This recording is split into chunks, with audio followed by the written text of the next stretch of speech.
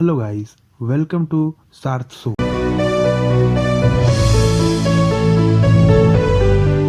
अब ये तो सबको पता ही है कि कोविड 19 की वैक्सीनेशन कहीं 10 से 12 कंपनीज बना रही थी जिन्होंने इसको डेवलप किया था।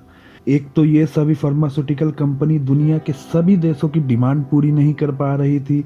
दूसरी तरफ उन्होंने अपने वैक्सीन की दाम काफी हाई भी रखे हुए थे। अब क्योंकि यह महामारी पूरी देश में तेजी से फैल रही थी, जिससे लाखों लोगों की जानें जा रही हैं, ऐसे में कोई ना कोई रास्ता तो निकालना ही पड़ेगा जिससे दुनिया भर में खाली बैठे मैन्युफैक्चरर्स लीगल तरीके से इस वैक्सीन का मैन्युफैक्चर कर पाते। इंडिया और साउथ अफ्रीका इसके लिए वर्ल्ड ट्रेड ऑर्गेनाइजेशन में इसका प्रस्ताव लेकर चले गए, जिस पर यूरोप, कनाडा, अमेरिका के अगुवाई में कई डेवलप वेस्टर्न देश भारत के इस प्रस्ताव के खिलाफ WTO चले गए थे और इन सब ने ये प्रस्ताव ब्लॉक कर दिया था। अब क्योंकि Pfizer, Moderna, Johnson and Johnson ये सभी बड़ी बड़ी फार्मा कंपनियां अमेरिका और इन सभी वेस्टर्न देशों की हैं, ऐसे में ये सभी अमीर देश बाकी देशों का नहीं, अपनी फार्मास्यूटिकल कंपनियों का मुनाफा देख रहे थे। लेकिन अब खुशी की बात यह है कि अमेरिका ने WTO में इस प्रस्ताव के आगे घुटने टेक दिए हैं।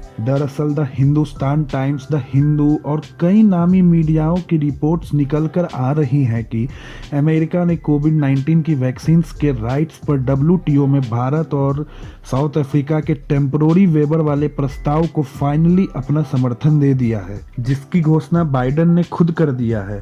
इसी के साथ US ट्रेड रिप्रेजेंटेटिव मिसेस ताई ने यह भी कहा कि हम इस पैंडेमिक सिचुएशन की वजह से भारत के प्रस्ताव को समर्थन कर रहे हैं। खैर, लेकिन अच्छी बात ये निकल कर आ रही है कि अमेरिका के अप्रूवल देने के बाद इस रास्ते से बहुत बड़ी समस्या हट चुका है। आपको बता दूं कि पिछले कुछ दिनों से अमेरिका के कई लॉ मेकर्स, रिप्रेजेंटेटिव्स, इन सभी ने मिलकर बाइडन गवर्नमेंट पर बहुत ही ज्यादा दबाव डाला था।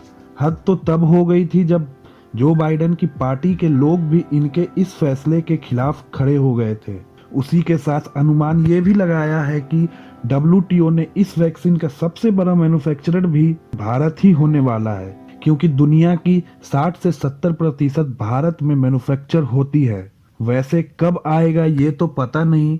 ये बिल्कुल तय है कि कोविड 19 वैक्सीन लो और मिडिल इनकम्स वाले देशों तक तो जरूर पहुंचेगा। साथ में अमेरिका और वहां के राष्ट्रपति जो बाइडन को भारत की तरफ से थैंक्स तो बनता ही है। वैसे क्या आपने कोविड 19 की वैक्सीन लगवा ली है? हाँ या नहीं, नीचे कमेंट करके मुझे जरूर बताना।